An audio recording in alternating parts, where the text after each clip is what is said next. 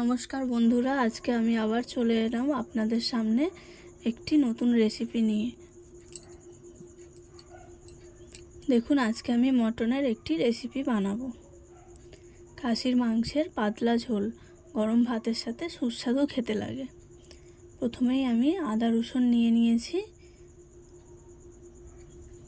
2 চা চামচ আদা রসুন আর 2 চা চামচ আদা বাটা আর 2 চা চামচ রসুন বাটা হবে, এরকম পরিমাণে আদা রসুন ছাড়িয়ে নিয়েছি এবং ওটা বেটে নিয়েছি। আর পেঁয়াজও কেটে নিয়েছি বেশ কিছুটা পরিমাণ। এরপর আমি 500 গ্রাম মটন নিয়ে নিয়েছিলাম, ওতে আমি 1 চা চামচ টক দই দিয়ে দিলাম আর 1 চা চামচ মতো পেঁয়াজ বেটে দিয়ে দিয়েছি।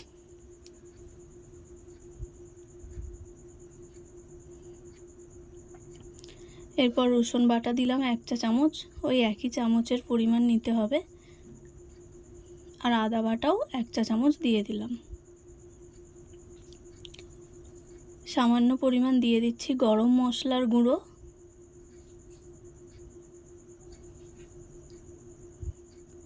1 চা চামচ ধনে গুঁড়ো দিয়ে দিলাম আর 1 চা চামচ জিরে গুঁড়োও দিয়ে দিলাম। এরপর লঙ্কা হলুদ মিশিয়ে 1 চা চামচ দিয়ে দিলাম।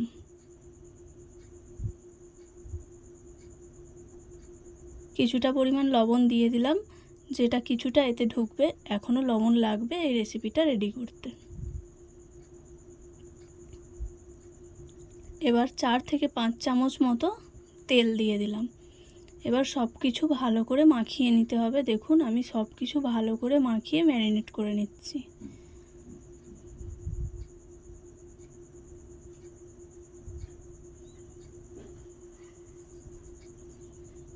খুব ভালো করে মশলাগুলো মাখিয়ে নিতে হবে যেন প্রত্যেকটা মাংসর মধ্যেই ঢোকে।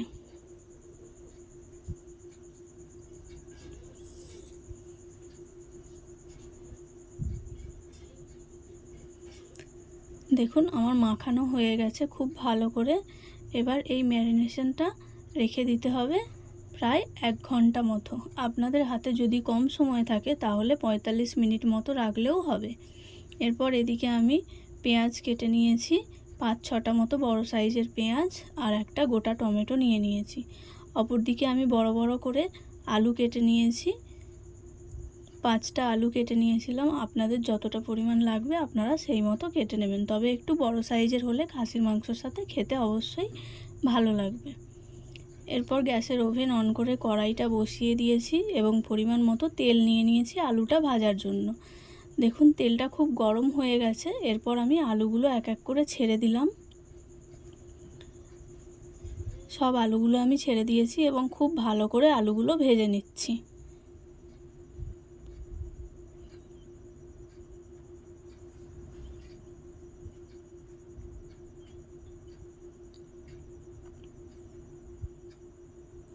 খুব ভালো করে উল্টে পাল্টে নাড়াচাড়া করে আলুগুলো ভেজে নিতে হবে।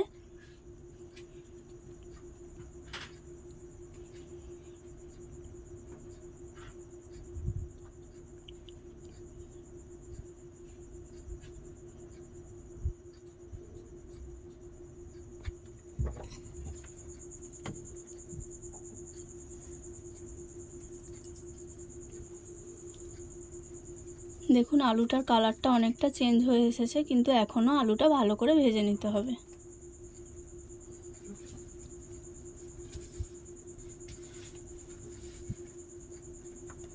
একটু কালারটা চেঞ্জ হয়ে আসলেই আমি এখানে সামান্য পরিমাণ হলুদের গুঁড়ো আর কিছুটা নুন দিয়ে দিলাম, যাতে আলুটা আরও সুন্দর কালার আসে এবং নুনগুলোটা ওর মধ্যে ঢুকলে আলুটা খেতে ভালো লাগবে।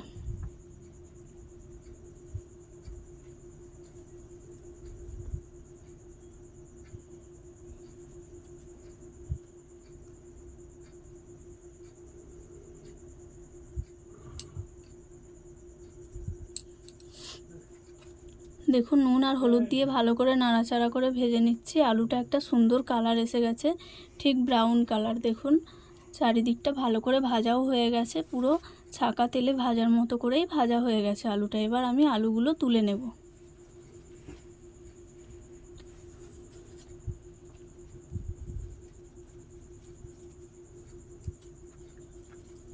এবার আমি আস্তে আস্তে আলুগুলো তেল থেকে ছেঁকে তুলে নিচ্ছি।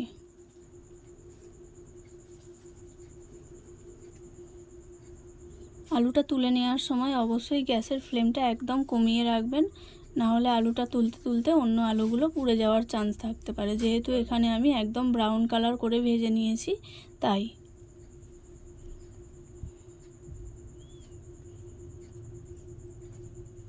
আলুগুলো আমি একটা পাত্রে তুলে নিয়েছি দেখুন।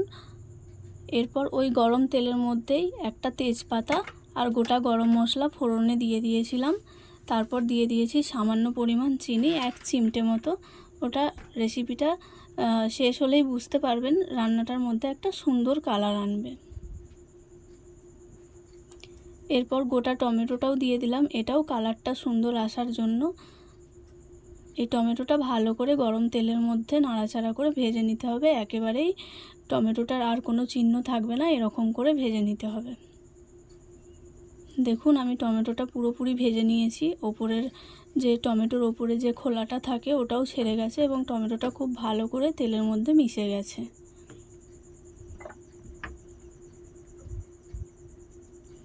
এরপর কেটে রাখা পেঁয়াজগুলো দিয়ে দিচ্ছি ওই গরম তেলের মধ্যে এবং খুব ভালো করে ভেজে নেব।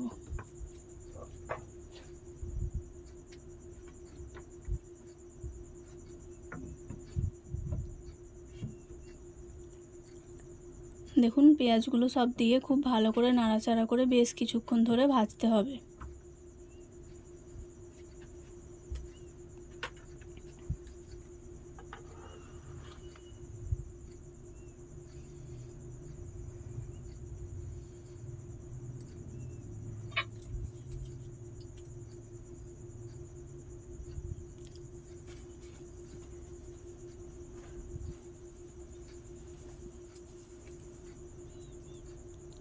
নাড়াচাড়া করে বেশ কিছুক্ষণ ধরে ভেজে নিচ্ছি।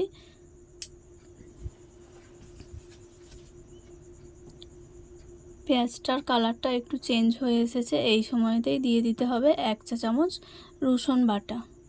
আমি কিন্তু ম্যারিনেটেও রসুন মাখিয়ে রেখেছি, তাই এখানে 1 চা চামচই রসুন দিলাম, আর বেশি লাগবে না।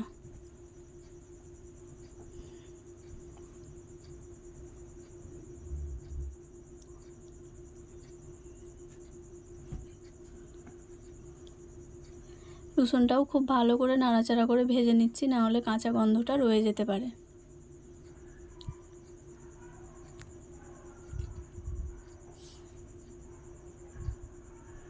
দেখুন ভাজতে ভাজতে কালারটা চেঞ্জ হয়ে আসছে।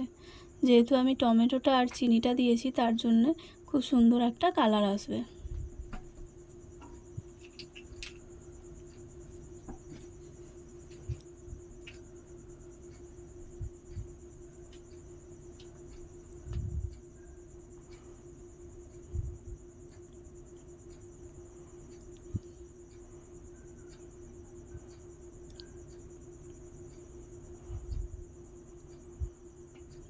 এরপর বাকি আদা যে ছিল 1 চা চামচ, ওই আদাটাও দিয়ে দিলাম এবং আদাটাও ভালো করে নাড়াচাড়া করে ভেজে নিচ্ছি।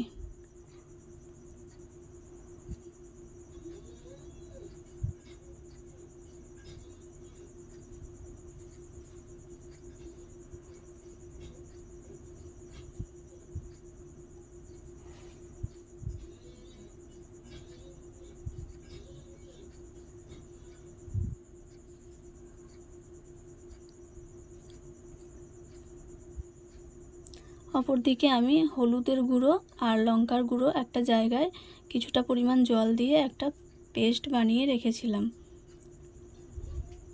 ওটা এবার আমি অ্যাড করে দেব আদা রসুনটা ভাজা হয়ে গেলেই।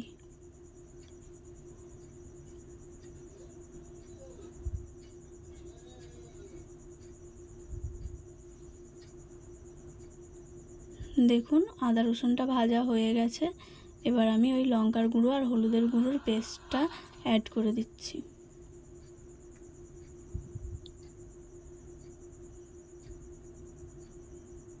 এবং খুব ভালো করে সব মশলাগুলো একসাথে কষিয়ে নিতে হবে।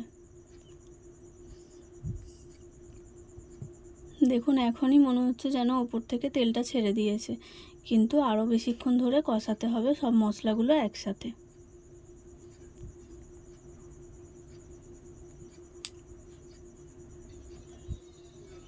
আমি খুব ভালো করে মশলাটা বেশ কিছুক্ষণ ধরেই কষাচ্ছি।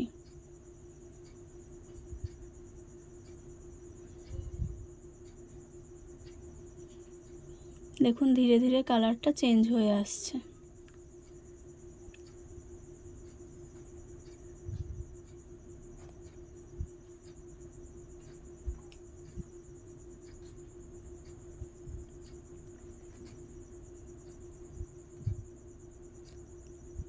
মশলাটা বেশ কিছুক্ষণ কষালাম, ওপর থেকে পুরো তেলটা ছেড়ে দিয়েছে আর কালারটাও বেশ সুন্দর একটা এসে গেছে। এই সময় দিয়ে দিতে হবে বাকি যে নুনটা দেওয়া বাকি ছিল সেটা অ্যাড করে দিতে হবে।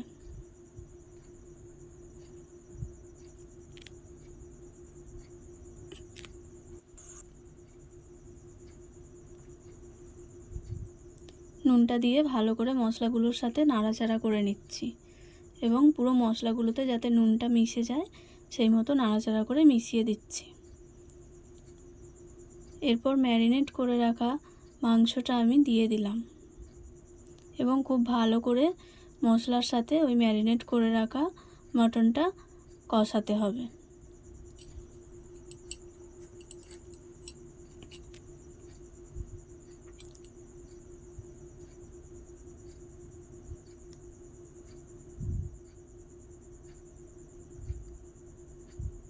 মটনটা খুব ভালো করে কষাতে হবে, না হলে কিন্তু ভালো লাগবে না।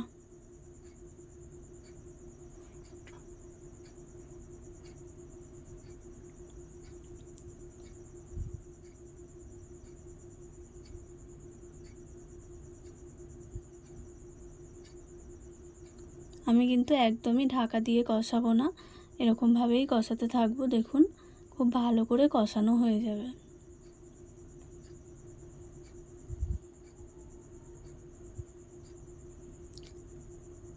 মটনের কোন কোন রেসিপি খেতে আপনারা পছন্দ করেন অবশ্যই কমেন্টে জানাবেন। আর আমার রান্নাটাও কীরকম করছি অবশ্যই দেখতে থাকুন, ভালো লাগবে।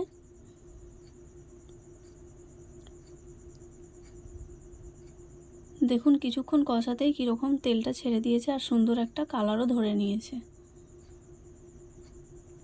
কিন্তু এখনও ভালো করে কষাতে হবে।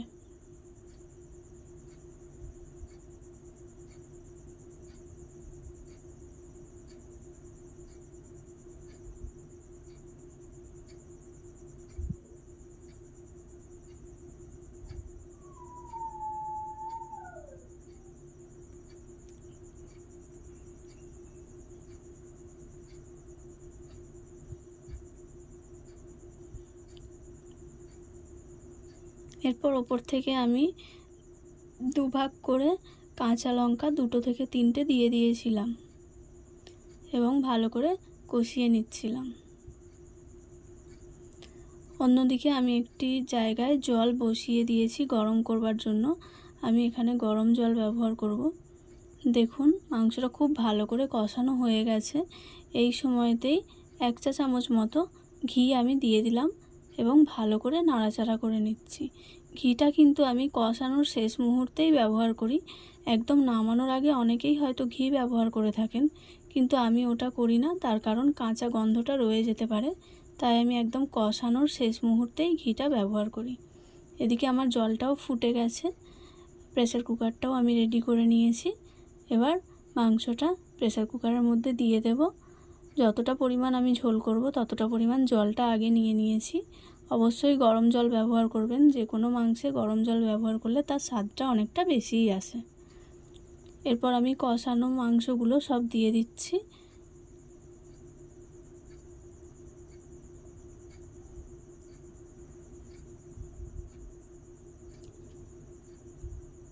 দেখুন এখন সবেমাত্র গরম জলের মধ্যে কষানো মাংসগুলো দিচ্ছি, তাতেই কেমন সুন্দর একটা ঝোলটার কালার এসে গেছে।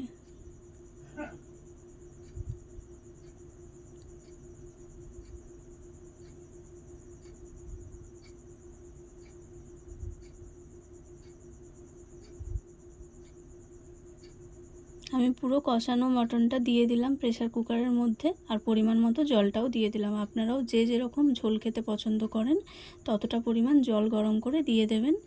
তারপর এইভাবে কষানো মাংসটা প্রেসার কুকারে দিয়ে দেবেন। এরপর আমি ঢাকনাটা বন্ধ করে দিচ্ছি।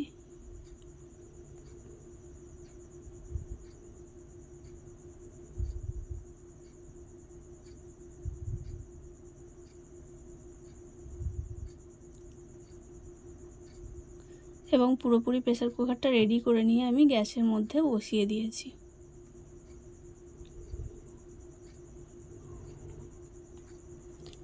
অপরদিকে আমি গোটা গরম মশলা নিয়ে নিয়েছি, কিছুটা পরিমাণ বেটে নিলাম। দেখুন প্রেসার কুকারের সিটিও উঠে গেছে। এই রকম করে আমি 5টা সিটি মেরে নেব।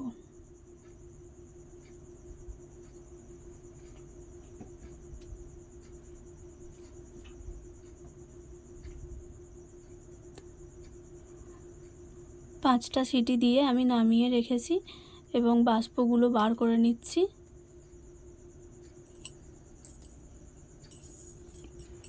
যাতে ঢাকনাটা খুব সহজেই খোলা যায়। দেখুন আমি খুলে নিলাম ঢাকনাটা গরম মশলা দেওয়ার জন্য এবং আলুগুলো দেওয়ার জন্য।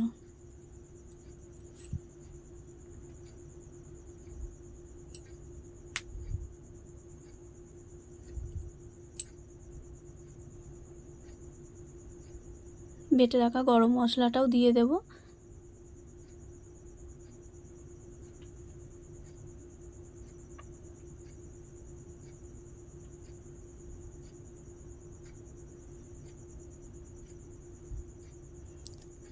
আর ওই যে ভেজে রাখা আলুগুলো ওর মধ্যে দিয়ে দিচ্ছি, দিয়ে আবারও সিটি মেরে নিতে হবে।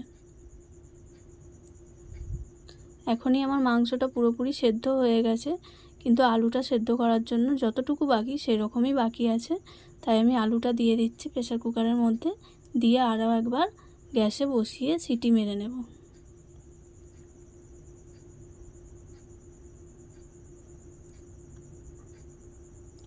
গ্যাসে বসিয়েও দিয়েছিলাম এবং সিটিও দেওয়া হয়ে গেছে। আলুটার জন্য আমি একটাই সিটি নিয়েছি। দেখুন রেডি হয়ে গেল। দেখুন রেডি হয়েই গেছে পুরোপুরি। অবশ্যই বাড়িতে বানিয়ে দেখবেন কেমন লাগলো ভিডিওটা, অবশ্যই জানাবেন। ভালো লাগলে লাইক করবেন, সাবস্ক্রাইব করতে ভুলবেন না। দেখা হচ্ছে নেক্সট ভিডিওতে। টাটা।